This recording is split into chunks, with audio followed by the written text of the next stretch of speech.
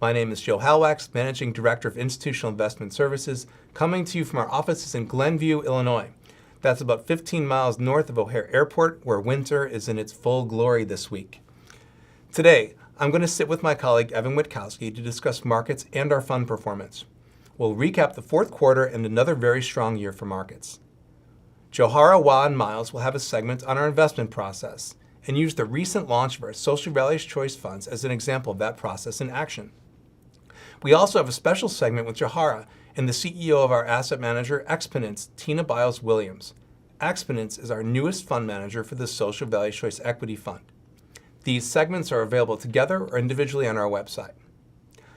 I'll start with a couple quick organizational updates.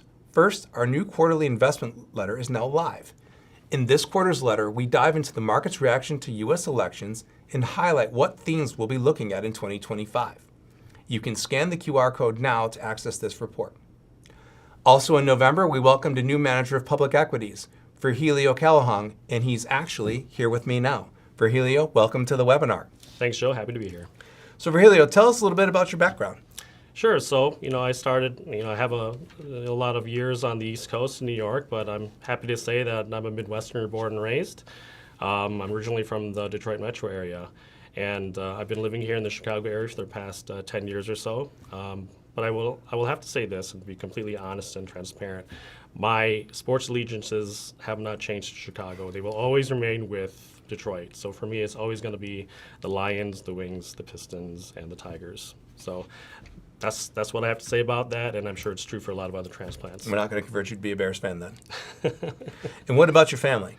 Sure. So I got a wife and two kids. We live in the area, and they keep us. The kids keep us both pretty busy. I would say in the best way. And then what about your background in investing before you joined Wespath? Sure. So I have north of 2 decades in the industry. I cut my teeth at first in research and analysis, and then transitioned into the allocator space, working for places like Wespath. But prior to Wespath, I was with 2 large local public pension plans and a global asset management firm. That's fantastic. And so can you tell us what have you been working on this far, and what are you excited about for 2025 in terms of Wespath funds? Sure. So, I'm entering my 3rd month here at Wespath, almost basically my first quarter with the organization. And aside from learning the ins and outs of Wespath, my primary focus has been working on projects to improve and outcomes for Wespath's clients and participants. So that includes things like fund construction and due diligence on managers, both within the existing funds, and those outside of the firm. Right. So happy to say that I'm working with a really accomplished team who've already laid the groundwork for the projects that are underway right now and that will continue throughout the rest of the year. So really excited to see what we can accomplish in 2025. No, that's really good to hear. And I'm going to have to give you a quiz at some point on all the acronyms in the world of Methodism. So but one last question, kind of a fun question. What was the best thing or the most fun thing you did over holiday break? Sure. Well, thinking back to the holiday break, it actually got off to a little bit of a poor start for my family and I. We all got sick heading into the holidays, and I know that happened for a lot of other families with what's been going around. But happy to say that we were able to rebound and celebrate Christmas without any issues. But I would say the funnest parts of the holidays, when we were actually able to do something, was running the table at the party games on New Year's Eve. So my wife pulled her part. She did well with trivia, whereas my 6-year-old and I, we did well with a game sort of like pin the tail on the donkey, but the goal was to smash an egg on the floor with a wiffle bat while blindfolded. So we discovered we had a skill we didn't know we had. I was going to say, we'll have to try that here at Wespath at some point. It's a fun one. Well, Virgilio, thank you for joining, and we certainly look forward to having you back on future webinar episodes. Sure. Looking forward to it. Thanks, Joe. I'm joined now by Evan Witkowski, member of the institutional client team. Together, we'll be discussing both markets and Wespath fund performance. Welcome, Evan. Thank you, Joe. I just want to kick it off with a real fun question, and it's fun for me. It may not be fun for you. But what had a lower correlation to the S&P 500 in 2024? Bitcoin or the U.S. Aggregate Fixed Income Index? So I know the S&P 500 and Bitcoin both had very strong years, but I think you're trying to trick me, so I'm going to say the ag. I tricked you. It is Bitcoin. Bitcoin had a lower correlation, believe it or not, in 2024. All right, well, now I've got one for you. The S&P 500 closed near 6,000 in 2024. To start the year, what was the average Wall Street forecaster prediction? It closed at 6,000. I'm going to go with about 5,400. So 5,400 was the top guess. The average guess was roughly 4,860. So again, Wall Street failed to predict anywhere near where the actual returns were. Wow, that's really interesting. Thank you for sharing.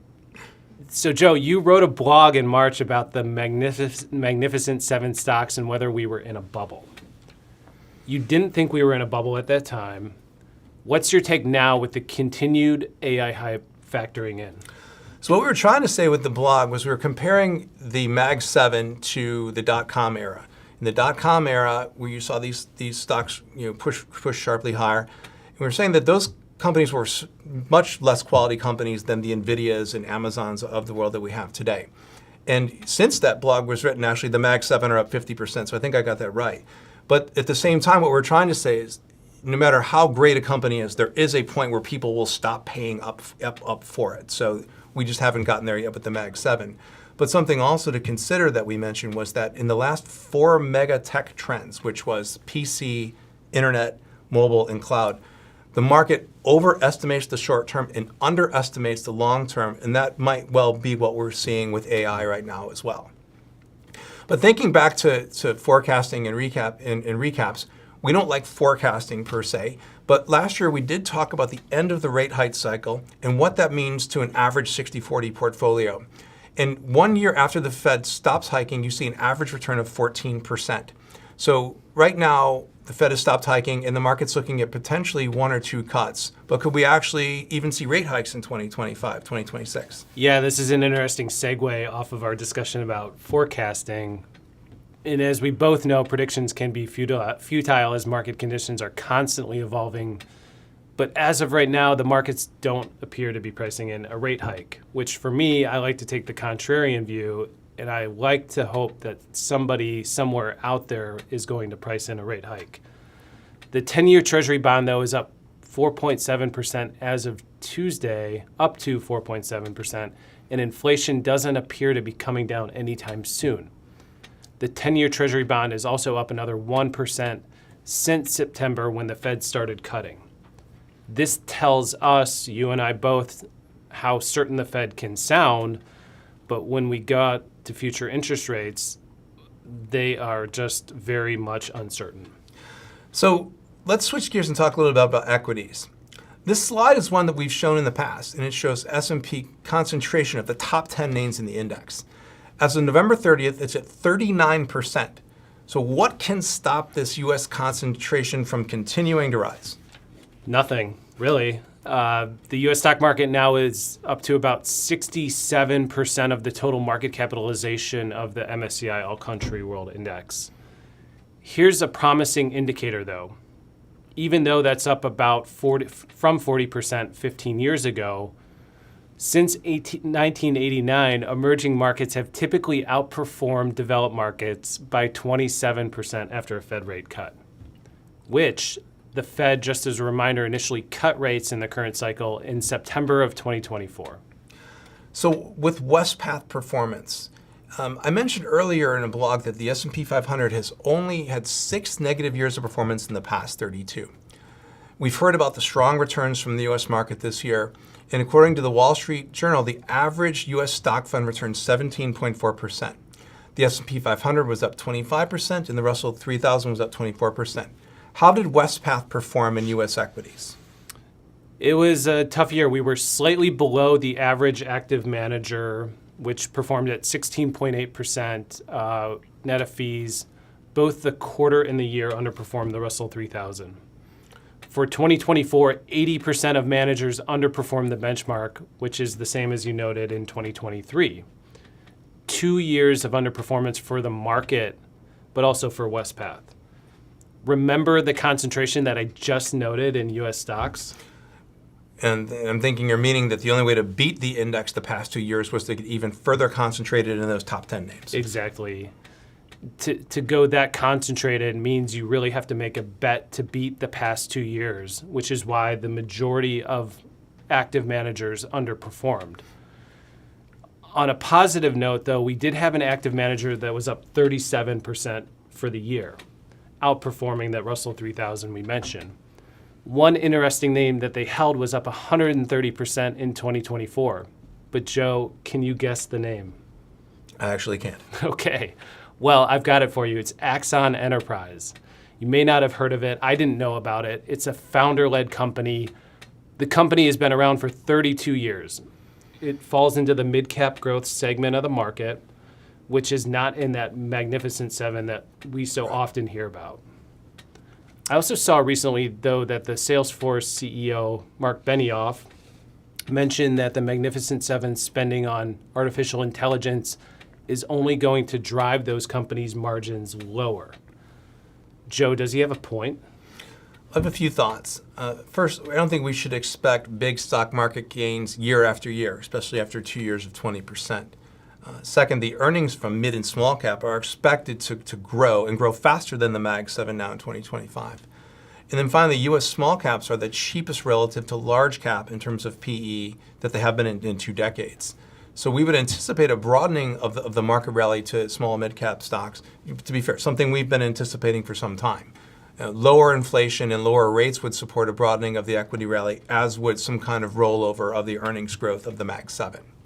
But let's shift gears again now and look at international. So in international, the U.S. equity market rallied after U.S. elections. But in international markets, they really got hit in the quarter after early November. Yeah, it was a rough quarter. You're absolutely right. International was down 8%, giving up gains mostly on weak earnings growth. And then the second part of it was tariff talks. The dollar also appreciated 5% against a basket of foreign currencies, making the U.S. feel like a luxury good to foreign markets. And the analogy I like to use is a Hermes bag. So our international fund gave up about 3% versus the benchmark. So what would you say to our clients about Wespath Performance International? It's been an area we are working on with a lot of focus. For our clients, exposure to international is a part of any balanced portfolio today. We can't avoid it. An interesting thing playing out is that we've heard loads of negative news out of China. But remember when I asked you about correlations earlier? Yeah. There's an interesting story in China playing out. It's almost perfectly uncorrelated to the US in 2024, which means that prices are not moving in tandem, and we can reduce the risk by adding this asset to a broader portfolio. China is slightly above 8% in the benchmark. When you add in the benchmark's 14% exposure to Japan, the correlation here is still low compared to the US. This just tells me that there are great diversification benefits still available in the market. Although we do wish these areas were delivering better returns for our clients, it's an area we're watching close in 2025. About fixed income, let's talk about that now. Let's show a slide on how interest rate shifts can impact the various styles within fixed income. What is this slide showing? Off to the right, you can see that unless there is a rate rise, so hopefully I'm wrong, and hopefully nobody is out there forecasting that, which is the gray bars, fixed income is an appealing asset class with all the positive numbers. 2 of the most sensitive areas to loss are treasuries, which is where Wespath is underweight in our portfolio. If rates do go up, the good news is we would not be as negatively affected. But if rates come down, this could really spell for some good news going forward. And then looking at our fixed income performance, our fixed income fund modestly underperformed the benchmark net of fees in Q4. What were the drivers? Yeah, there were a few drivers. The alternatives in the portfolio as well as the high yield were the biggest contributors in the portfolio. Other strategies that outperformed the funds index were Wespath's proprietary positive social purpose lending program and agency commercial mortgage-backed securities. And then on the full year, we outperformed by roughly 45 basis points. What helped Wespath there? Similar story as the quarter. Alternatives was the strongest performing strategy for the year, followed by high yield. The overweight to high yield helped the most. The allocation to also the positive social purpose lending and agency commercial mortgage-backed securities also contributed. Finally, manager performance was beneficial, with 5 of the 9 strategies outperforming their respective benchmarks. There was meaningful outperformance of the Core Plus strategy, which beat its benchmark by 83 basis points. And can you remind our viewers again, what does Core Plus mean? You're really putting me on the spot here with this one. Well, core means that the benchmark invests in investment-grade securities such as government and corporate. These investment-grade issuances are rated by ratings agencies like Moody's and S&P. Our approach is like the benchmark, you could say, because the benchmark only invests in investment-grade and above. But the plus means our managers can invest in high yield and non-US dollar denominated bonds to achieve a greater return above the benchmark. Got it. And let's talk now about the Inflation Protection Fund. What would you tell investors here? We've got one really exciting change, which is that we made the addition of infrastructure, which is a lower correlated asset class to fixed income, kind of what we were talking about earlier with China. It's about a 2% commitment, so fairly small, and capital is waiting to be called, but I love the diversification and cannot wait to see this play out in our portfolio. In the fourth quarter, our commodities manager outperformed their index by roughly 0.5%. Ultimately, we outperformed by about 0.3%. Year to date, though, the fund underperformed by 0.9% net of fees. The allocation to emerging market inflation-linked bonds drove underperformance, as the benchmark no longer holds emerging markets. And I should also point out that the Inflation Protection Fund is a diversifying asset. The Inflation Protection Fund returned 6% higher than traditional bond benchmarks in 2021 and 2022. So in years where we have unanticipated inflation, it does offer diversification and risk reduction. Okay, lastly, let's talk about the short-term investment fund. Joe, I get made fun of because this is my favorite fund. What's your take on this fund now? Can I get some recognition that the fund is doing what it's supposed to do, which provides a low-risk yield like a money market fund to our clients? Well, we'll give you some partial recognition. But the yield to worst does remain right in line with the Fed funds rate at 4.44% as of 12/31. So it's doing what it's supposed to do. That concludes this segment of the webinar. As always, we thank you for letting us share our thoughts on the markets and performance drivers. Our team is always here and happy to help you with questions that you may have. Thank you for joining, Evan. Thank you. Well, hello viewers. It's great to be back with you for our fourth quarter webinar. As Joe mentioned at the top of the show, it's been an exciting quarter here at Wespath. And that's primarily due to the fact that we recently launched a new fund in the I-Series. Again, following along with our vision of providing more choice to our clients. So joining me here today to talk about our new fund launch is Quach, our Director of Public Markets. Hi. And then Myles Smith, one of our many analysts. Hi. Well, welcome and hello, and thank you both for joining me today. Many of the viewers have heard about our new product launch, which is our Social Values Choice. It's a unique and special fund specific to Wespath, which we'll talk more about today. The funds are one of our funds that are heightened screens around values alignment, specifically around climate risk and human rights. And so big picture, the exciting part of talking about these funds today is really in line with our investment excellence and some of the investment process and manager selection that have gone into these new fund products. So what I want to talk a little bit about before I get into the specifics about the fund is our investment process. Wow. So if I could start with you and ask you a few questions. Sure. Well, as someone who likes to think about things in steps and logical sequences, I think of our investment process in 3 distinct phases. The first is fund construction. This is where we determine what's the objective of this fund, how are we going to make this fund work for our investors and to help them achieve their investment objectives, whether it's thinking about the benchmark, the asset allocation, sub-asset allocation. All those decisions are very important to establishing what the fund will look like. And once we understand what the fund is going to look like, we have to move on to manager selection.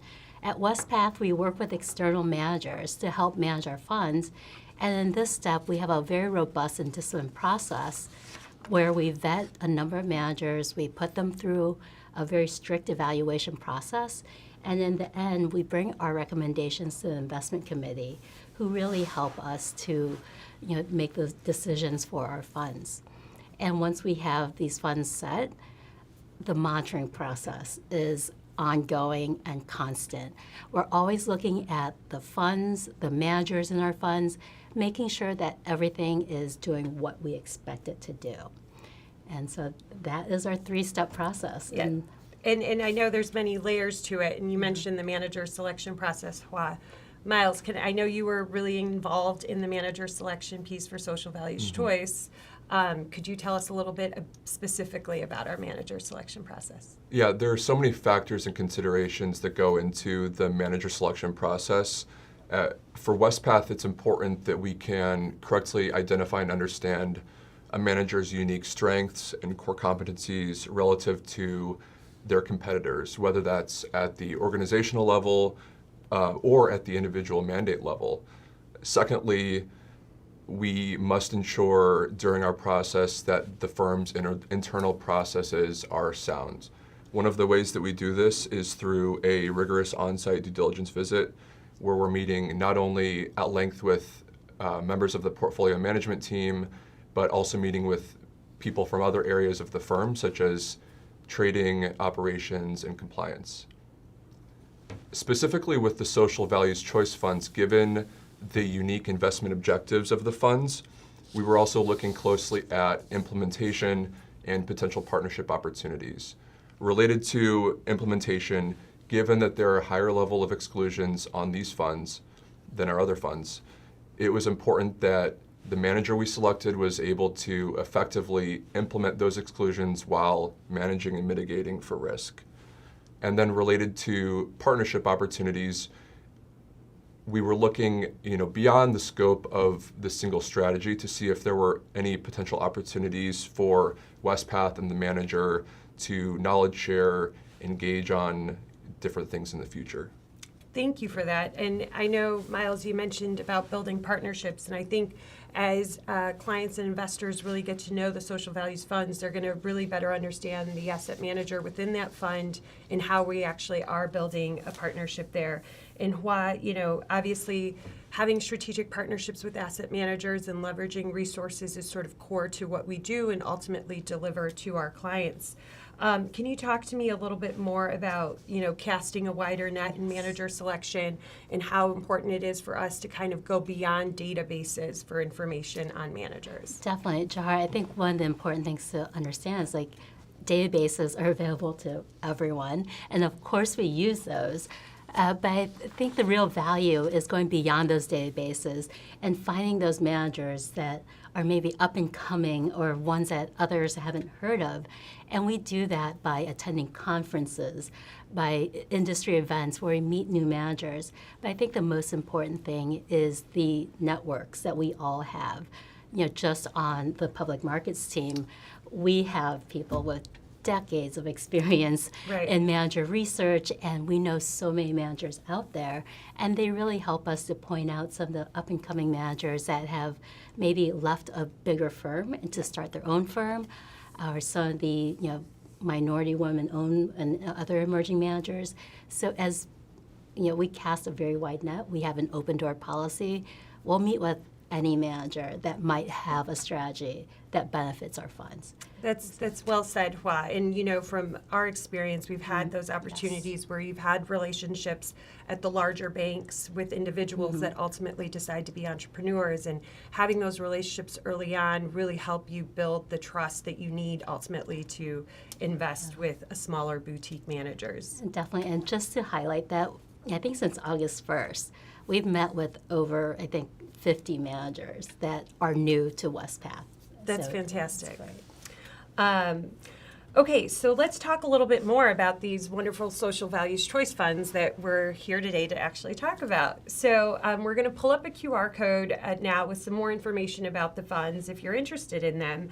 But again, specifically, we've talked about the funds fundamentally being values aligned for those that have more interest around concerns related to climate risk or human rights, and then the importance of aligning the underlying asset manager who has similar values and experience and expertise. I think these funds are unique to Wespath in the sense that we have strong leadership when it comes to sustainability in-house here and expertise. And so these funds are just building on some of the expertise, not only that we have on manager selection, but also broadly in the industry related to sustainability, climate risk, and other investment-related risks when it comes to investing. So we've had these funds here. We've expanded them now. We have an equity fund and a bond fund.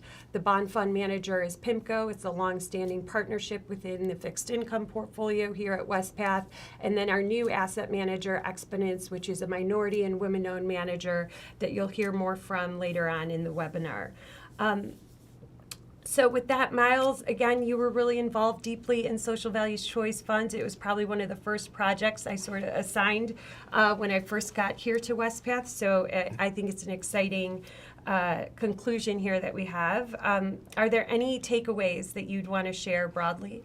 Yeah, and I think specifically with the process, we've talked about the investment process as the roadmap for public markets and for investment management in terms of search and evaluation and ongoing work, but public markets and investment management doesn't make these decisions in isolation. It requires the entire investments division, and that was really apparent during the process.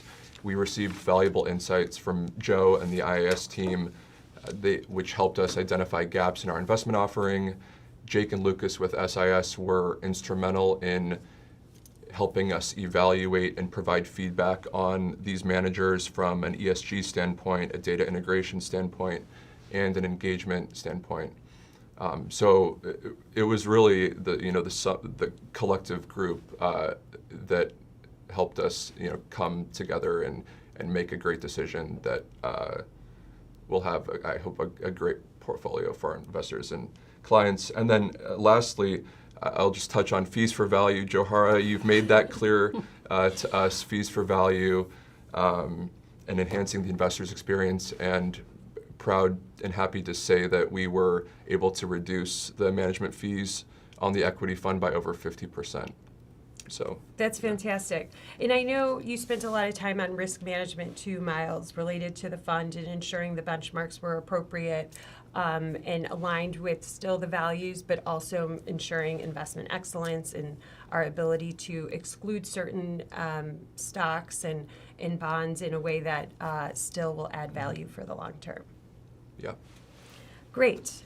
Well, I appreciate having the time with both of you to talk about the social values choice funds. And I'd love to ask you any similar questions or anything that you want to wrap up with. Definitely. Okay. One of the things that we're always trying to do is enhance our funds. We don't rust. And as much as I think this fund is great as it is, both the funds, we're working with Jake and Lucas from the Sustainable Investment team to see if we can enhance the funds even further and even better reflect the values of Wespath in those funds. That's really goes back to the partnership and really working Definitely. with the internal team, working with the asset manager, just to continue to provide the best product possible for our clients. Yes. All right, well, thank you guys again, because it has been an honor to sit here with you to talk about social values choice. I do believe it's such a unique and special product that Wespath offers. And so for this, I'd love to remind everyone that our final segment on the webinar is an interview with myself and the CEO and founder of Xponance, Tina Byles Williams. So Tina and I talked about her background. We talked specifically about the history of Xponance and so much more. So hopefully you guys will have that opportunity to view it and enjoy it. So thank you. Hi, I'm Wespath's CIO, Johara Farhadieh. I'm joined today by Tina Byles Williams, founder, CEO, and Chief Investment Officer of Xponance. Xponance is our newest asset manager partner and sub-advisor for our recently launched Social Values Choice Equity Funds for our institutional investors. Hi, Tina. Thank you for joining us. Oh, happy to be here. Fantastic. I'm excited about this new partnership As am I. and excited to get to know you more today. So with that, I want to begin talking about your career journey. I truly have an appreciation for entrepreneurs, especially in the financial industry. And so I want to know what inspired you to start your firm. I want to talk about, I realized also that you have a public pension fund background, which I do as well. And so I want to talk to you about what attracted you to that space. So I'm just interested in getting to know your journey. Do you mind sharing a little bit with us?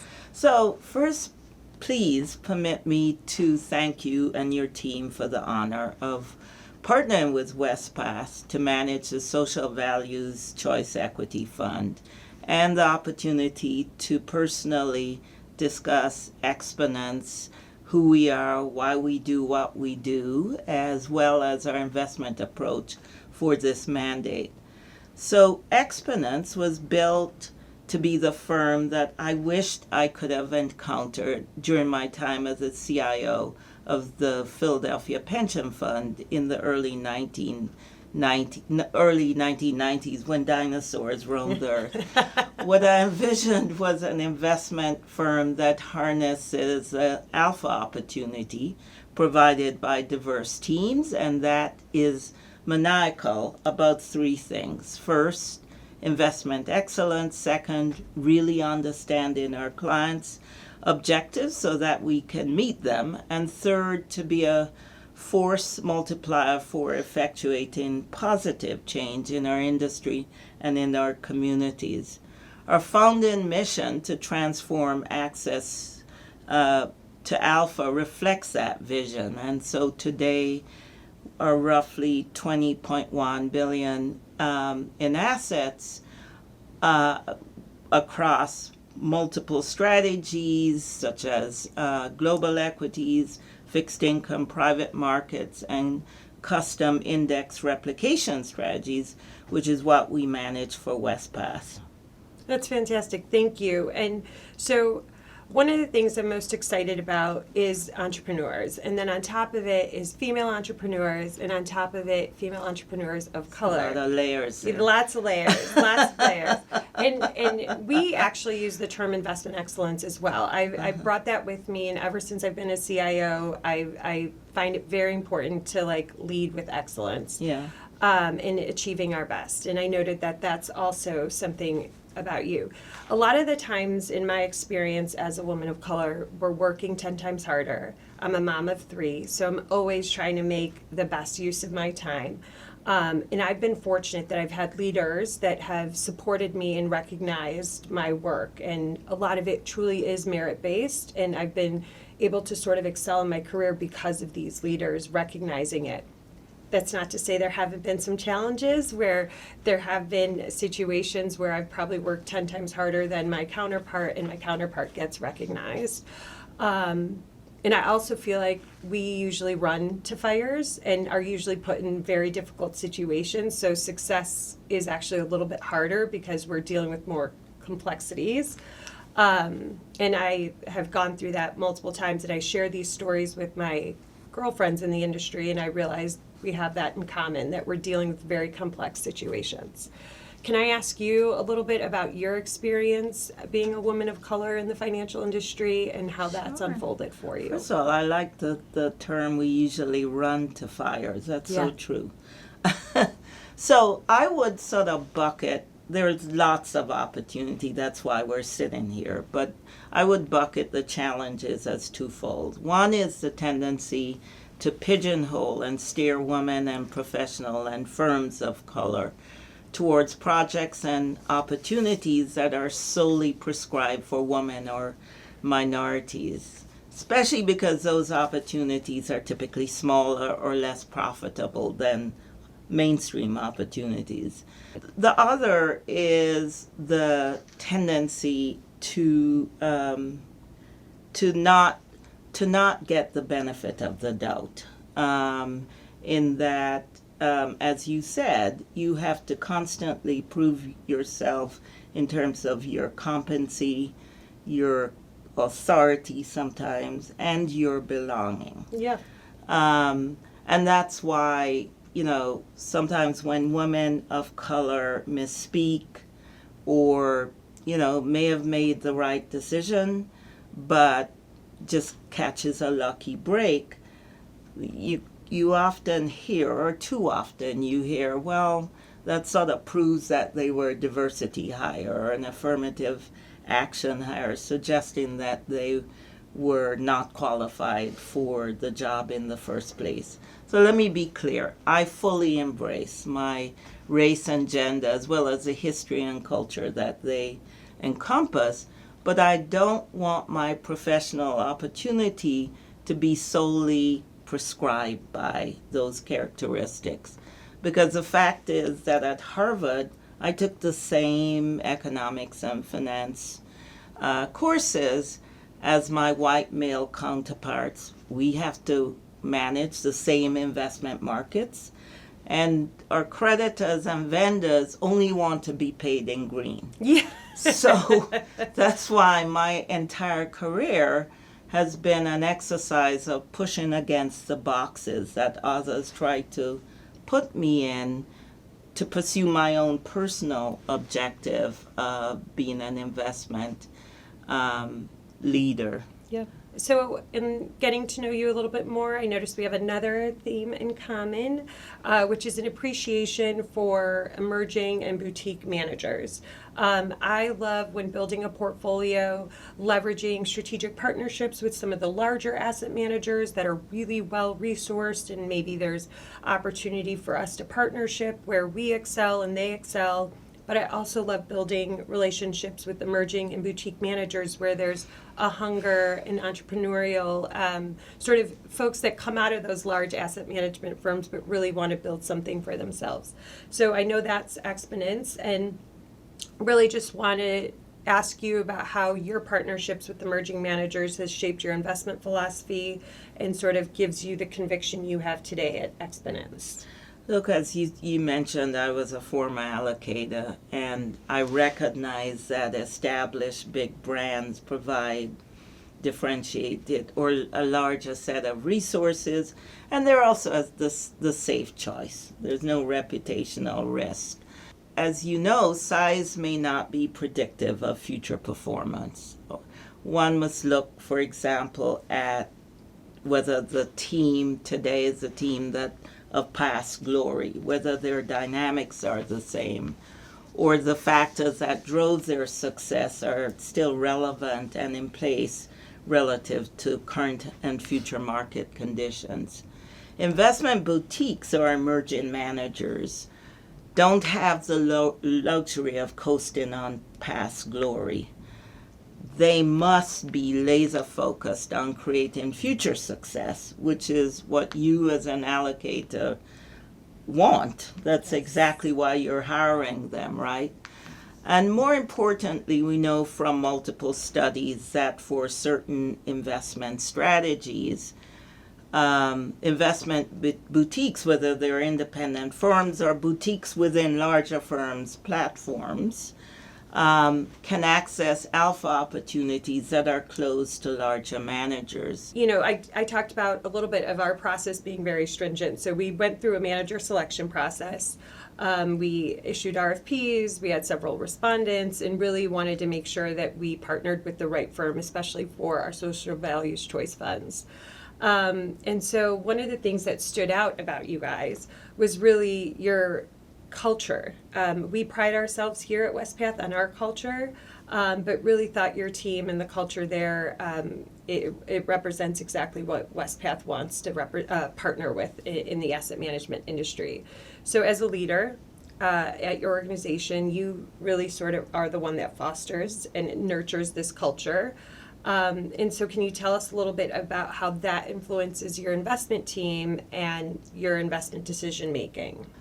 That emphasis on culture that your team sends is grounded in our belief that culture is critical because it drives behavior and behavior drives results. Culture, for example, determine what types of behaviors and outcome measures are celebrated or deemed important, and those that are deemed unacceptable. It determines whether and how teammates collaborate. It determines whether they can speak truths to power or lean against groupthink and be embraced rather than punished. When a firm is going through a rough patch, and every firm goes through a rough patch, it determines how leaders respond. Do they cower? Do they mislead and hope no one notices?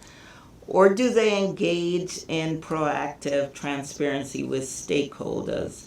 For a growing firm like Xponance, in a very dynamic environment, our cultural values of trust, excellence, client focus, and accountability have been our North Star even as we've substantially evolved. Great. So for Wespath Social Values Fund, we obviously have a custom sort of solution. Do you mind talking about how you approach that and implement a customized product similar to what you're doing for Wespath? Sure.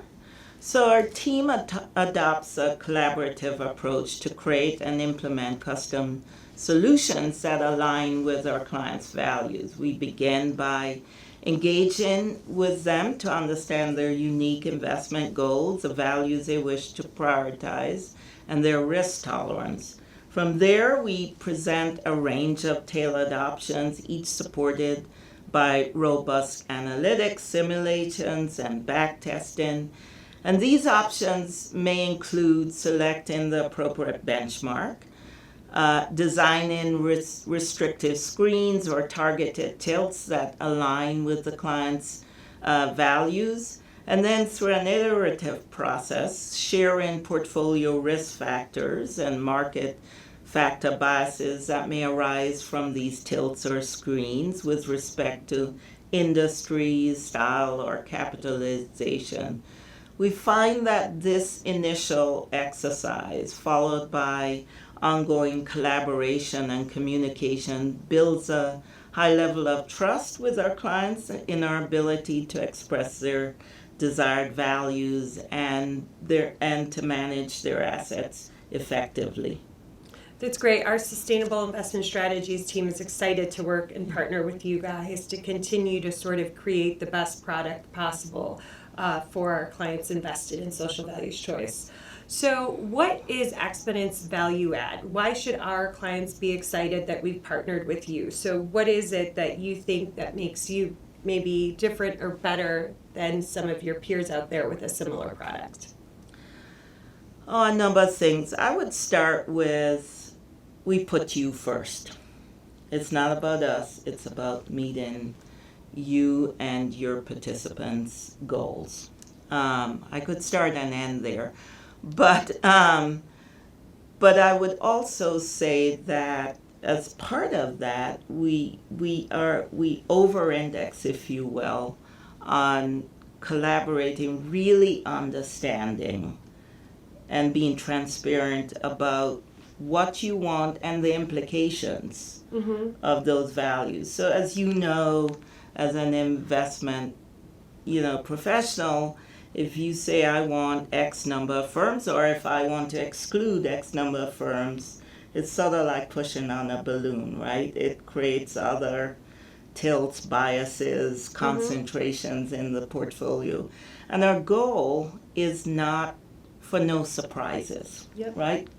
And so it's really just about us taking a lot of time to first understand each other. And then, on an ongoing basis, ensuring that in addition to investment excellence, we generate client service excellence, and that we bring all the firm's multiple asset teams to bear, whether it's fixed income, private equity, because all markets are connected. And so I would say that is what I believe sets us apart. Yeah. So, one of the things that motivates me as a CIO and is exciting about my role here at Wespath is a lot of our institutional investors are mission-based and that they're supporting children's homes or other organizations that are having an impact on the world. And that is so motivating. And I know that Xponance is also aligned around mission and values. Can you share a little bit about the impact that your organization has had? Sure. Our mission is to transform access to alpha not just for our clients and the investment industry, but also the communities where we live and work. Since its founding in 2006, Xponance 501c3 organization, a Good Measure Foundation, has provided community service opportunities for Xponance employees while financially supporting nonprofits that work to improve the lives of impoverished or marginalized women and children. We also partner with Girls Who Invest. This organization, which is now 9 years old, was founded by a dear friend and former client of mine, Seema Hingarani, is committed to transforming the investment industry to increase the participation of women in investment roles. So, the track record has been awesome. As of the last year, it had over 3,000 alumni. 3 or 4 of GWI graduates remain in the industry, which is amazing. But for us, we have partnered with GWI for the last 5 years. We've hosted GWI interns at our Durham and Philadelphia office. And I'm also a member of the board of directors of GWI. And this year, we actually hired one of our interns to work in our investing teams. Yeah, no, you guys do a lot. I've learned We do. so much I could here, talk all and day about that, Yeah, as you no, can I'm tell. so impressed. And Girls Who Invest, I'm actually mentoring a young woman that is part of it, and she talks so much about it. And she's like, you need to participate with Girls Who Invest. Oh, and, we have to get you more involved. Yes, I need to just find the time. So I do so much, and stuff like Girls Who Invest is really, I'm so passionate about it, and just this young woman, the way she talks about it. And I remember meeting Seema many years ago when this was sort of first starting, Yeah. and it's beautiful to see where it is today in sort of supporting the younger generation. So I am so thankful that we've had this chance to talk to each other. And one of the things that is really also a pleasure around working with firms like yours is when I am placing a phone call, I'm directly speaking to you, the CEO, the founder. So that is truly part of the value is the connection that we will have as leaders of our own organizations. And so I look forward to just spending more time with you and getting to know you more and working with your team. So thank you for the time today. You're so welcome, and as do I. Yes. You know how to reach me. Yes, I sure do. You know that I do already. Thank you, Tina. All right.